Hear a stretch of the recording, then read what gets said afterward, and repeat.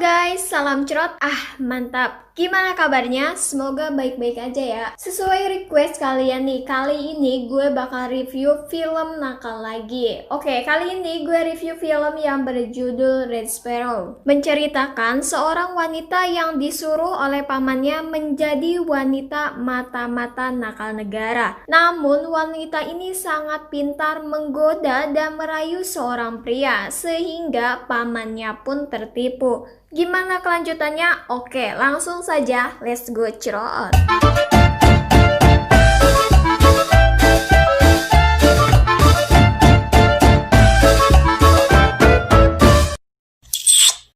Di awal film diperlihatkan seorang wanita yang bernama Dominika. Saat itu ia sedang mengurus ibunya yang sedang sakit. Setelah selesai mengurus ibunya, Dominika pun pergi ke tempat pertunjukan. Dan ternyata ia adalah seorang penari balet, atau kita sebut saja balerina. Sepertinya ia begitu mahir. Tariannya indah ya, say.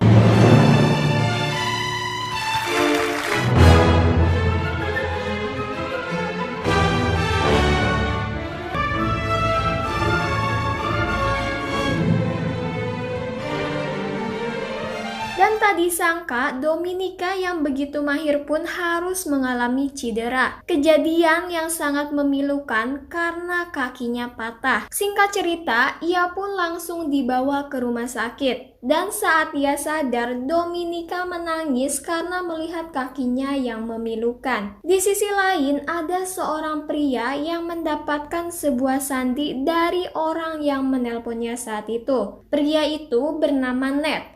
Kemudian Ned itu pergi dan tak lama pun ia malah dikejar-kejar Pak Polisi karena Ned seorang agen CIA dari Amerika. Beberapa bulan kemudian Dominika sembuh dan sudah bisa berjalan walaupun harus menggunakan tongkat. Saat itu di rumahnya ada pamannya yang bekerja di pemerintahan Rusia. Karena tahu Dominika pengangguran, ia pun menawarkan bantuan kepadanya. Di sisi lain, Dominika harus merawat ibunya yang sedang sakit. So, Domi pun butuh uang. Namun, pamannya malah memberikan amplop kepada Domi yang isinya adalah HP dan juga foto-foto cowoknya dengan wanita lain. Karena belum bisa lupa dengan balerinanya, ia pun datang kembali ke tempat itu. Namun, Domi melihat sesuatu yang membuatnya kesal, yaitu cowoknya sedang blaem-blaem dengan wanita lain. Pasti kesel dong dan dibaku hantamlah mereka. Akhirnya Domi berhasil melayangkan nyawa mereka. Lagi enak-enak malah meninggoy. Setelah itu Domi langsung pergi dengan darah-darah di tangannya dan menelpon Pak Polisi untuk memberitahu ada kejadian di gedung balet. Setelah menyelesaikan dendamnya, Domi pun pulang dan melihat ibunya sudah tergeletak. Dari situlah Domi harus bekerja keras untuk kesembuhan ibunya. Esoknya Domi menemui si paman dan si paman itu tahu kalau kemarin Domi mematahkan rahang cowoknya. Namun kedatangannya bukan untuk membahas itu. Jadi Domi langsung menanyakan tentang pekerjaan yang ditawarkannya. Katanya, pertahanan negara ingin mengetahui soal Ustinov dan Domi diminta untuk mendekatinya. Siapa sih si Ustinov ini? Kelihatannya Domi enggan melakukan ini, namun pamannya itu menjanjikan untuk kesembuhan ibu Domi. Akhirnya ia pun setuju. Malam pun tiba, Domi menemui Ustinov di sebuah restoran. Bukan hal yang sulit karena Domi berhasil membuat Ustinov terpancing. Singkat cerita, mereka langsung ke kamar dan sebelumnya Domi izin ke toilet, ia malah olap. Mungkin karena tidak terbiasa minum atau panik karena takut diincrot. Domi pun kembali, Ustinov meminta ia untuk membuka baju. Sepertinya Domi ketakutan, namun ia melihat sudah ada uang di meja. Oke lah kalau begitu, let's go. Baru saja ingin mengeluarkan anunya, tiba-tiba Ustinov malah digorok oleh orang berhelm dan Domi kaget melihat itu. Nah, ternyata Domi langsung dibawa kabur oleh orang berhelm itu. Setelah penggorokan tadi, Domi dibawa ke sebuah markas pamannya. Jadi, orang berhelm tadi adalah suruhan si paman. So, jadi ini semua adalah rencana yang sudah diatur oleh pamannya. Paman pun memberitahu tujuan yang sebenarnya dan Domi tidak bisa memberontak setelah pemerkosaan tadi. Mungkin takut kalau akan ngecrot terus. Singkat cerita, Domi dimasukkan ke sekolah mata-mata oleh pamannya. Saat di kelas, Domi diajarkan untuk bisa menjadi nakal. Domi diminta untuk maju bersama temannya. Ternyata temannya itu diminta untuk membuka baju. Wagelase, Domi pun ketakutan. Di tempat itu, Domi dilatih dengan keras bagaikan latihan militer. Tapi yang bikin bingung itu ketika teman Domi yang bernama Anya diminta untuk ke depan dan dihadapkan dengan seorang pria. Called him a degenerate? Yes, what he doesn't want was between. Not the first time, I'm sure. Must have been something. It's just flesh.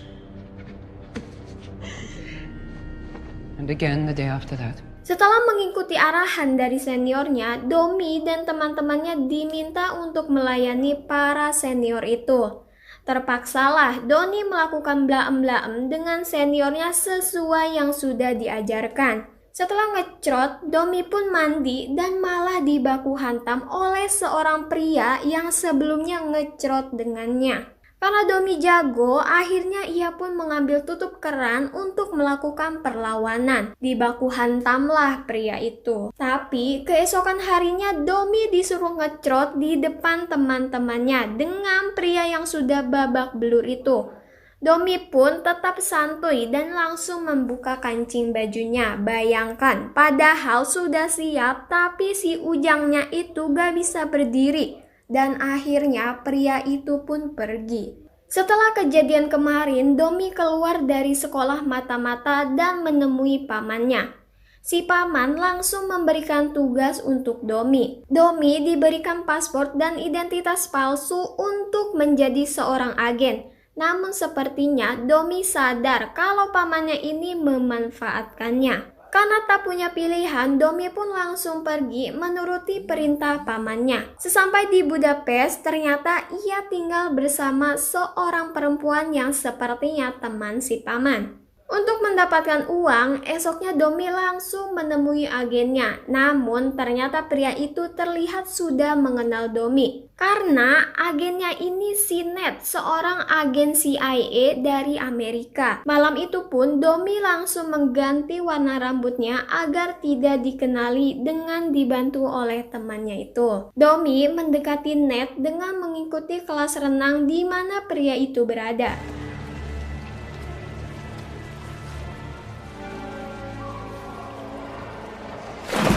Saat kembali ke tempat renang, kartu identitas Domi hilang dan yang mencurinya adalah Ned. Akhirnya, Ned tahu kalau Domi bekerja sama dengan CVR di mana paman Domi bekerja sebagai wakil direktur. Akhirnya, agen CIA pun ingin merekrut Domi. Singkat cerita, Domi bertemu dengan bapak-bapak di restoran. Domi mencoba menggoda dan merayunya, namun bapak-bapak itu malah membaku hantam Domi. Sampai-sampai matanya bengkak. Sepulang dari tempat itu, Domi pergi menemui Ned di rumahnya. Tetapi Domi malah ceroboh karena terburu-buru menginterogasi pria itu. Padahal pria itu lebih pintar daripada Domi.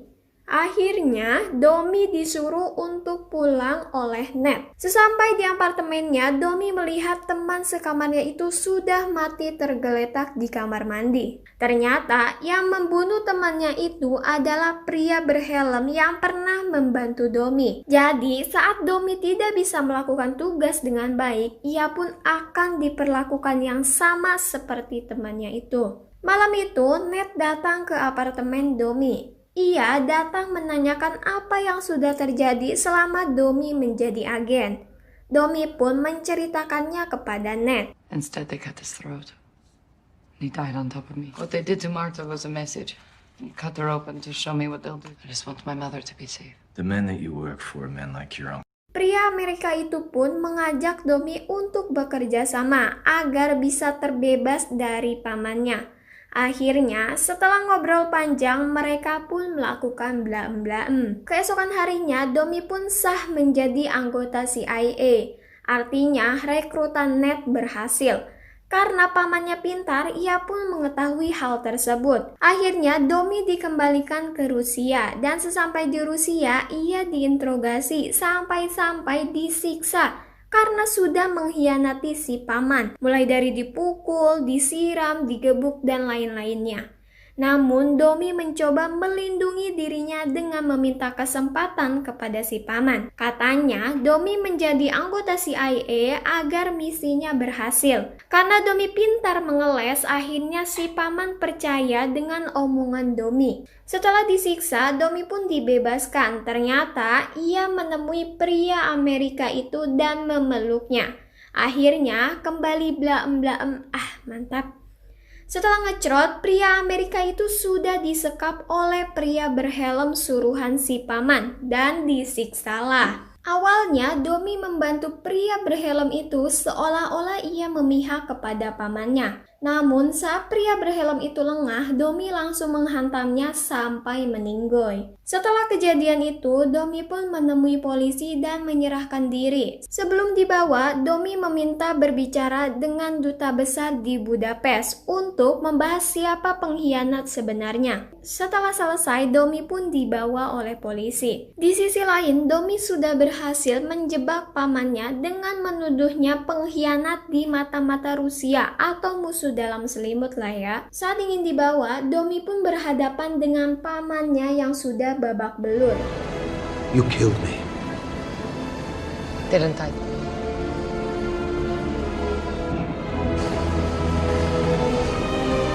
Akhirnya pamannya dijebak dan meninggoy. Kemudian Domi pun dibawa pergi. Setelah mengalahkan si paman, kini Domi berhasil menjadi anggota pertahanan negara dan bisa kembali ke ibunya yang sudah sehat. Alhamdulillah, film pun berakhir. Ya, itulah tadi ulasan filmnya. Kesimpulannya adalah setelah menaklukkan beberapa pria, akhirnya Domi berhasil mendapatkan penghargaan menjadi anggota mata-mata. Dan buat si paman karena jahat, akhirnya ia terkalahkan. Intinya, jika niat baik, maka kita akan mendapatkan hasil yang baik pula. Karena Domi ini tulus mengurus ibunya, akhirnya ia pun mendapatkan pekerjaan yang layak. Oke, sampai di sini dulu. Semoga kalian semua puas dan terhibur. Thanks for watching and see you guys.